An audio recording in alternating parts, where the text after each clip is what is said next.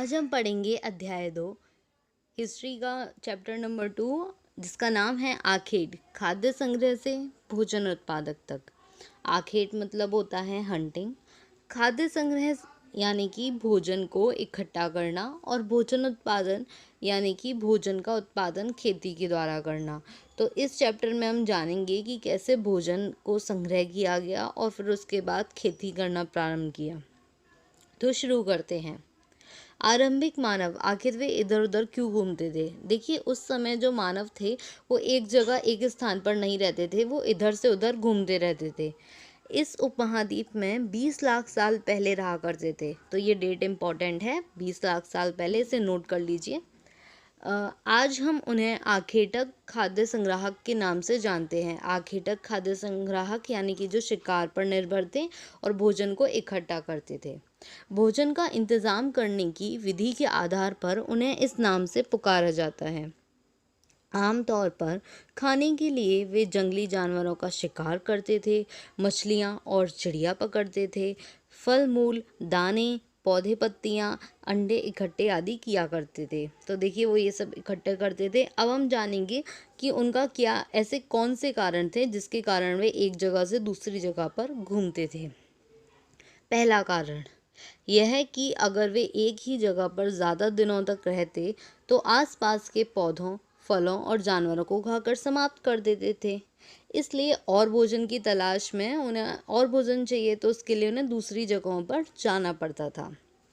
दूसरा कारण क्या था कि जानवर अपने शिकार के लिए या फिर हिरण और मवेशी अपना चारा ढूंढने के लिए, मवेशी यानी कि गाय बछड़े जिनको वो पाला करते थे उन्हें मवेशी कहते हैं। मवेशी अपना चारा ढूंढने के लिए एक जगह से दूसरी जगह जाया करते थे। इसलिए इन जानवरों का शिकार करने वाले लोग भी इनके पीछे पीछे जाया करते होंगे। अब जहाँ उनके मवेशी जाएंगे उनके पीछे उन्हें जाना पड़ेगा। उसके बाद करते हैं तीसरे कारण के बारे में बात।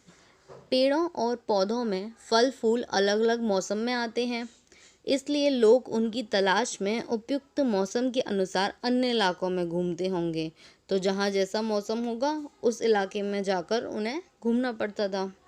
चौथा कारण, पानी के बिना किसी भी प्राणी या पेड़ पौधे का जीवित रहना संभव नहीं होता और पानी झीलों, झरनों और नदियों में ही मिलता है। यद्यपि कई नदियों और झीलों का पानी कभी नहीं सूखता, कुछ झीलों और नदियों में पानी बारिश के बाद ही मिल पाता है। इसलिए ऐसी झीलों और नदियों के किनारे बसे लोगों को सूखे मौसम में पानी की तलाश में इधर उधर जाना पड़ता होगा। तो पानी की तलाश उनका चौथा कारण थी। अब देखिए, आरंभिक मानव के बारे में हमको जानकारी कैसे मिलती है। पुरातत्वविदों को कुछ ऐसी वस्तुएं मिली हैं जिनका निर्माण और उपयोग आखेटक खाद्य संग्राहक किया करते थे। देखिए, पुरातत्वविदों के बारे में हम पहले चैप्टर में पढ़ चुके हैं। अगर आपने नहीं पढ़ा है तो आप फर्स्ट चैप्टर की वीडियो देख सकते हैं। तो यह संभव है कि लोगों ने अपने काम के लिए पत्थरों, लकड़ियों और हड्डियों के औजार बनाए हों। इनमें से पत्थरों के औजार आज भी बचे हैं। ठीक है, तो ऐसा माना जाता है कि उस टाइम औजार बनाए थे। इनमें से कुछ औजारों का उपयोग फल फूल काटने, हड्डियों और मांस काटने तथा पेड़ों की छाल और जानवरों की खाल उतारने के लिए किया जाता था। ठीक है, कुछ के साथ हड्डियों या लकड़ियों के मुट्ठे लगाकर भाले और बाण जैसे हथियार बनाए जाते थे। तो क्या किया जाता था कि लकड़ियों को इकट्ठा करके उनके भाले बाण जैसे बना लिए जाते थे और कुछ औजारों से लकड़ियां काटी जाती थीं। ठीक है, अब लकड़ियों का उपयोग ईंधन के साथ साथ झोंपड़ियों और औजार बनाने के लिए भी किया जाता था। तो ये तो लकड़ियों का उपयोग हो गया। अब देखिए, यहाँ पर कुछ औजारों के चित्र दिए हुए हैं। जो बाईं तरफ चित्र है उसमें क्या है कि इंसान के खाने योग्य जड़ों को खोदने के लिए इस औजार का प्रयोग करते थे, और जो दाईं तरफ है तो उसमें क्या होता था कि जानवरों की खाल से बने वस्त्रों को सिलने के लिए इस औजार का प्रयोग किया जाता था। अब चलते हैं रहने की जगह निर्धारित करना। देखिए, लाल त्रिकोण वाले स्थान इस मैप में दे रखे हैं।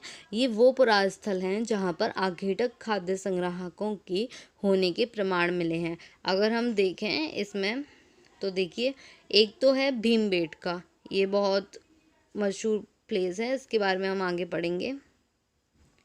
और कुर्नूल की गुफाएं, हुंसगी, ये सब वो स्थान थे जहाँ पर हमें आखेटक खाद्य संग्राहकों के बारे में जानकारी मिलती है।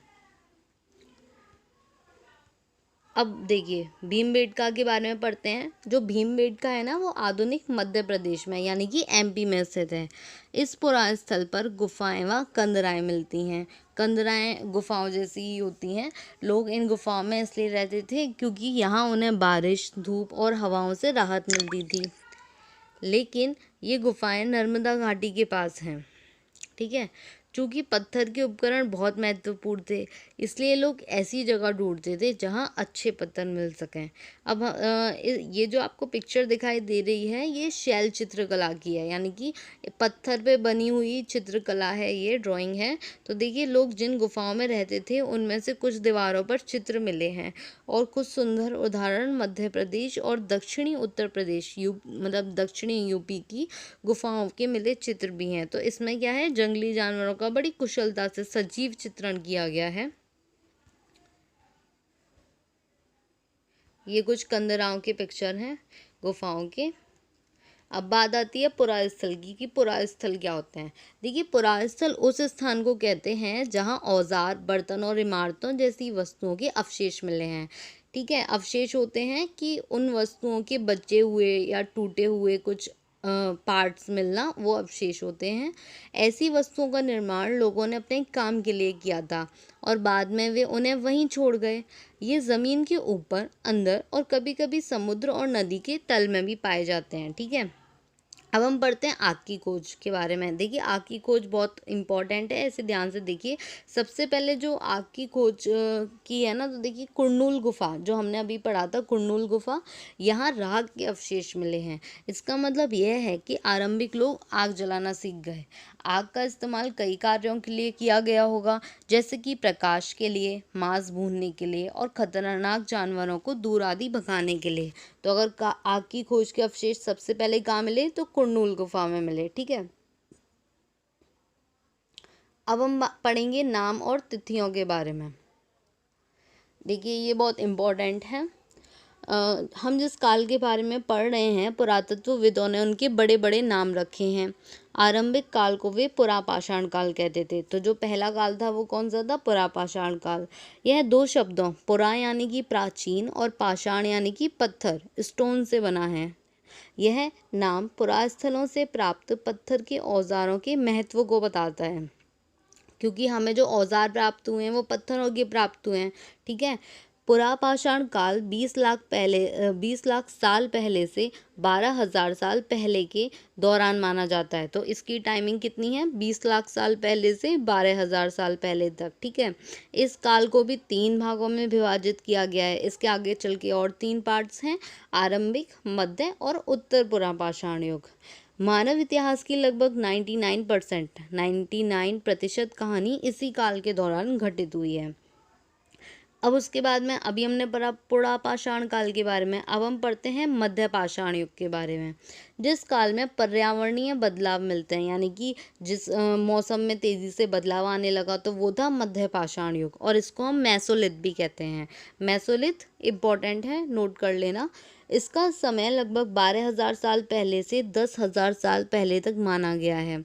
इस काल के पाषाण औजार आमतौर पर बहुत छोटे होते थे। इन्हें माइक्रोलिथ यानी कि लघु पाषाण भी कहा गया है। तो अगर बात की जाए माइक्रोलिथ की, तो उसका मतलब है लघु पाषाण, ठीक है। और इसकी टाइमिंग, मध्य पाषाण युग की टाइमिंग क्या है, 12,000 साल पहले से 10,000 साल पहले तक।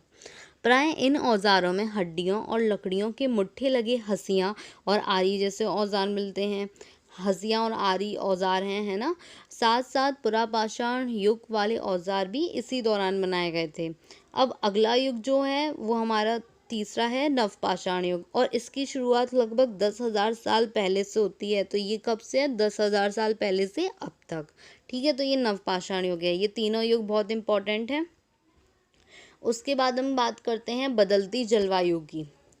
लगभग 12,000 साल पहले दुनिया की जलवायु में बड़े बदलाव आए और गर्मी बढ़ने लगी। इसके परिणाम स्वरूप कई क्षेत्रों में घास वाले मैदान बनने लगे। इससे हिरण, बारहसिंगा, भेड़, बकरी और गाय जैसे उन जानवरों की संख्या बढ़ी जो घास खाकर जिंदा रह सकते हैं। तो अगर बात की जाए कि जलवायु में कब बदलाव आए हैं, तो लगभग 12,000 साल पहले। तो देखिए इसमें और भी हैं। अब जैसे कि इस काल में ना मछली लोगों का महत्वपूर्ण स्रोत बन गई थी। खेती और पशुपालन की शुरुआत। तो देखिए खेती, एग्रीकल्चर कैसे स्टार्ट हुआ। इसी दौरान उपमहाद्वीप के भिन्न भिन्न इलाकों में गेहूं, जौ और धान जैसे अनाज प्राकृतिक रूप से उगने लगे थे। शायद महिलाओं, पुरुषों और बच्चों ने इन अनाजों को भोजन के लिए बटोरना शुरू कर दिया होगा। साथ ही वे यह भी सीखने लगे होंगे कि यह अनाज कहाँ उगते हैं और कब पक कर तैयार होते थे। ऐसा करते करते लोगों ने इन अनाजों को खुद पैदा करना सीख लिया होगा। इस प्रकार वे धीरे धीरे कृषक बन गए। तो ये पूरा प्रोसेस था कि कैसे वो कृषक बने। अब इसी तरह लोगों ने अपने घरों के आसपास चारा रखकर जानवरों को आकर्षित कर उन्हें अपना पालतू बनाया होगा। सबसे पहले जिस जंगली जानवर को पालतू बनाया गया वह कुत्ते के जंगली पूर्वज थे। धीरे धीरे लोग भेड़, बकरी, गाय और सूअर जैसे जानवरों को अपने घरों के नज़दीक आने को उत्साहित करने लगे। ऐसे जानवर झुंड में रहते थे और ज़्यादातर घास खाते थे। अक्सर लोग अन्य जंगली जानवरों के आक्रमण से इनकी सुरक्षा किया करते थे और इस तरह वे धीरे धीरे पशुपालक बन गए। तो अगर बात की जाए कि सबसे पहला जानवर कौन सा पालतू जानवर था, वो था कुत्ता। अब बात करते हैं बसने की प्रक्रिया के बारे में। देखिए बसने की प्रक्रिया क्या है। लोगों द्वारा पौधे उगाने और जानवरों की देखभाल करने को बसने की प्रक्रिया का नाम दिया गया है। अपनाए गए ये पौधे तथा जानवर अक्सर जंगली जानवरों तथा जानवरों से भिन्न होते हैं। इसकी वजह यह है कि बसने की प्रक्रिया की दिशा में अपनाए गए पौधे या जानवरों का लोग चयन करते हैं। अब क्या है, जैसे कि किसका चयन किया जाता है। उदाहरण के तौर पर उन्हीं पौधों या जानवरों का चयन करते हैं जिनके बीमार होने की संभावना कम हो। यही नहीं, लोग उन्हीं पौधों को चुनते हैं जिनसे बड़े दाने वाले अनाज पैदा होते हैं, साथ ही जिनकी मजबूत डंठलें अनाज के पके दानों के भार को संभाल सकें। ऐसे पौधों के बीजों को संभाल कर रखा जाता है ताकि फिर से उगाने के लिए उनके गुण सुरक्षित रह सकें। उन्हीं जानवरों को आगे प्रजनन के लिए चुना जाता है जो आमतौर पर अहिंसक होते हैं। इसलिए हम देखते हैं कि पाले गए जानवरों और कृषि के द्वारा अपनाए गए पौधे जंगली जानवरों तथा पौधों से धीरे धीरे भिन्न होते गए। तो इस तरह उनमें डिफरेंस आ गया। अब जैसे मिसाल के तौर पर जंगली जानवरों की तुलना में पालतू जानवरों के दांत और सींग छोटे होते हैं। ये हम लोग भी देखते हैं कि छोटे होते हैं, ठीक है। अब बात करते हैं बसने की प्रक्रिया पूरी दुनिया में धीरे धीरे चलती रही और ये करीब 12,000 साल पहले शुरू होती है। तो अगर इसकी टाइमिंग की बात की जाए तो ये कब शुरू हुई, 12,000 साल पहले। अब एक नई जीवन शैली शुरू हुई, एक नवीन लाइफ स्टाइल स्टार्ट होती है और इसमें क्या होता है कि लोगों ने अनाज का उपयोग करना शुरू कर दिया। अनाज के इसमें देखिए 4 उपयोग दे रखे हैं कि अनाज पहले तो बीज के रूप में प्रयोग किया जाता था, खाद्य के रूप में उसको खाया जाता था और किसी को गिफ्ट देते थे, उपहार देते थे। उस टाइम पर अनाज की वैल्यू पैसों से कम नहीं होती थी, बहुत वैल्यू होती थी, तो उपहार में दिया जाता था और भंडारण के लिए उसे स्टोर करके रखा जाता था। अब लोगों ने जब खेती करना चालू किया है तो कैसे शुरू किया, ये नई लाइफस्टाइल कैसे शुरू हुई। बीज बोने से लेकर फसलों के पकने तक, पौधों की सिंचाई करने से खरपतवार हटाने तक। देखिए खरपतवार उसे बोलते हैं जो खेतों के किनारे एक्स्ट्रा होता है ना, जो अनवांटेड प्लांट्स निकल आते हैं जो किसी यूज़ के नहीं होते, तो उन्हें हम बोलते हैं खरपतवार। जानवरों और चिड़ियों से उनकी सुरक्षा करने जैसे बहुत से काम शामिल थे। कटाई के बाद अनाज का उपयोग बहुत संभाल कर करना पड़ता था। अनाज को भोजन और बीज दोनों ही रूपों में बचाकर रखना आवश्यक था, इसलिए लोगों को इसके भंडारण की बात सोचनी पड़ी। तो लोगों ने सोचा अब इसे स्टोर करना ये इतना इम्पोर्टेंट है, तो लोगों ने क्या किया कि इलाकों में लोगों ने मिट्टी के बड़े बड़े बर्तन बनाए, टोकरियाँ बनी और ज़मीन में गड्ढा खोद कर भी उन्होंने स्टोर किया उसको। अब बात करते हैं जानवरों की। जानवर चलते फिरते खाद्य भंडार। जानवर बच्चे देते हैं जिससे उनकी संख्या बढ़ती है। अगर जानवरों की देखभाल की जाए तो उनकी संख्या तो बढ़ती ही है, साथ ही उनसे दूध भी प्राप्त हो सकता है जो भोजन का अच्छा स्रोत है। यही नहीं, जानवरों से हमें मांस भी मिलता है। दूसरे शब्दों में पशुपालन भोजन के भंडारण का तरीका है, मतलब एक तरह से वो चलता फिरता हमारा भोजन का स्रोत है जिससे हम कभी भी भोजन प्राप्त कर सकते हैं। ठीक है, अब हम बात करेंगे आरंभिक कृषक और पशुपालकों के बारे में। ठीक है, ये जो हैं उस समय पूरे उपमहाद्वीप में पाए गए हैं। इनमें सबसे महत्वपूर्ण पश्चिमोत्तर क्षेत्र में, यानी कि पश्चिमोत्तर का जो क्षेत्र है आधुनिक कश्मीर है, और पूर्वी तथा दक्षिण भारत में पाए गए हैं। वास्तव में ये निर्दिष्ट स्थान कृषकों और पशुपालकों की बस्तियां थीं या नहीं, इसे जांचने के लिए वैज्ञानिक खुदाई में मिले पौधों और पशुओं की हड्डियों के नमूनों का अध्ययन करते हैं। इनमें से सबसे रोचक जल हुए अनाज के दानों के अवशेष मिले हैं। ऐसा लगता है कि ये गलती से या फिर जानबूझकर जलाए गए होंगे। वैज्ञानिक इन अनाज के दानों की पहचान कर सकते हैं। इस तरह हमें पता चलता है कि इस उपमहाद्वीप के विभिन्न भागों में बहुत सारी फसलें उगाई जाती रही होंगी। वैज्ञानिक विभिन्न जानवरों की हड्डियों की भी पहचान कर सकते हैं। अब चलते हैं स्थायी जीवन की ओर। पुरातत्वविदों को कुछ पुरास्थलों पर झोपड़ियों और घरों के निशान मिले हैं। तो वो कौन से घर थे? जिन्हें हम बुर्ज होम कहते थे। बुर्ज होम वर्तमान कश्मीर में पाए गए थे। कि क्या होता था कि बुर्ज होम के लोग गड्ढे के नीचे घर बनाते थे जिसे गर्दवास कहा जाता था। इसमें उतरने के लिए सीढ़ियाँ होती थी और इससे उन्हें ठंड के मौसम में सुरक्षा मिलती थी। अब पुरातत्वविदों को झोंपड़ियों के अंदर और बाहर दोनों ही स्थानों पर आग जलाने की जगह मिली है। ऐसा लगता है कि लोग मौसम के अनुसार घर के अंदर और बाहर खाना पकाते होंगे। तो ये हो गया हमारा बुर्ज होम। ठीक है, मतलब गड्ढे के नीचे घर। अब गर्दवास के बारे में पता चल गया। बहुत सारी जगहों से पत्थर के औजार भी मिले हैं। इनमें से कई ऐसे हैं जो पुरापाषाण युगीन उपकरणों से भिन्न हैं, इसलिए इन्हें नवपाषाण युग का माना गया है। इनमें वे औजार भी हैं जिनकी धार को अधिक पैना करने के लिए उन पर पॉलिश चढ़ाई जाती थी। ओखली और मूसल का प्रयोग अनाज तथा वनस्पतियों से प्राप्त अन्य चीज़ों को पीसने के लिए किया जाता था। आज हजारों साल बाद भी ओखली और मूसल का प्रयोग अनाज पीसने के लिए किया जाता है। इसी तरह प्राचीन प्रस्तर युगीन औजारों का निर्माण और प्रयोग लगातार होता रहा और कुछ औजार हड्डियों से भी बनाए गए। तो यहाँ पर ये कुछ औजार हैं नवपाषाण युग के, इनका प्रयोग बहुत हुआ। नवपाषाण युग के पुरास्थलों से कई प्रकार के मिट्टी के बर्तन मिले हैं। कभी कभी इन पर अलंकरण भी किया जाता था। अलंकरण मतलब उन्हें सजाया जाता था। बर्तनों का उपयोग चीज़ों को रखने के लिए किया जाता था। धीरे धीरे लोग बर्तनों का प्रयोग खाना बनाने के लिए भी करने लगे। चावल, गेहूं और दलहन जैसे अनाज अब आहार का महत्वपूर्ण हिस्सा बन गए थे। इसके साथ साथ अब लोग कपड़े भी बुनने लगे थे, इसलिए कपास जैसे आवश्यक पौधे उगाए जा सकते थे। तो कपास की खेती भी शुरू हो गई थी। अब हजारों सालों के दरमियान धीरे धीरे खेती और पशुपालन को उन्होंने अपना लिया और बहुत जगह लोग मौसम के मुताबिक बदल बदल कर अपनी जीविका चलाया करते थे। जीविका मतलब अपने रहने के लिए खर्च, लिवलीहुड जिसे हम बोलते हैं। अब हम पढ़ते हैं मेहरगढ़ में जीवन मृत्यु। आपको साइड से ये चित्र दिख रहा है, मेहरगढ़ के घर का चित्र।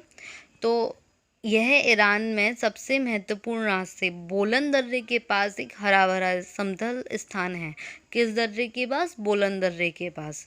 मेहरगढ़ संभवतः वह स्थान है जहाँ के स्त्री पुरुषों ने इस इलाके में सबसे पहले जौ, गेहूँ उगाना और भेड़ बकरी पालना सीखा। ठीक है, यहाँ विभिन्न प्रकार के जानवरों की हड्डियाँ मिली। इनमें हिरण तथा सूअर जैसे जंगली जानवरों तथा भेड़ और बकरियों की हड्डियाँ भी मिली हैं। मेहरगढ़ में इसके अलावा चौकोर तथा आयताकार घरों के अवशेष भी मिले हैं। प्रत्येक घर में 4 या उससे ज़्यादा कमरे हैं, जिनमें से कुछ संभवतः भंडारण यानी कि स्टोरेज के काम आते होंगे। मृत्यु के बाद सामान्यतः मृतक के सगे संबंधी उसके प्रति सम्मान जताते हैं। लोगों की आस्था है कि मृत्यु के बाद भी जीवन होता है, इसलिए कब्रों में मृतकों के साथ कुछ सामान रखे जाते थे। तो जो उनकी कब्र होती थी, जहाँ उन्हें दफनाया जाता था, उनके साथ कुछ सामान भी रखा जाता था। मेहरगढ़ में ऐसी कई कब्रें मिली हैं। एक कब्र में एक मृतक के साथ एक बकरी को भी दफनाया गया था। संभवतः इसे परलोक में मृतक के खाने के लिए रखा गया होगा। तो ऐसी उन लोगों की आस्था थी कि कुछ परलोक होता है तो उनके साथ कुछ खाने पीने का सामान भी रखा जाए। ये उस कब्र का चित्र है। ठीक है, अब यहाँ हमारा चैप्टर फिनिश होता है।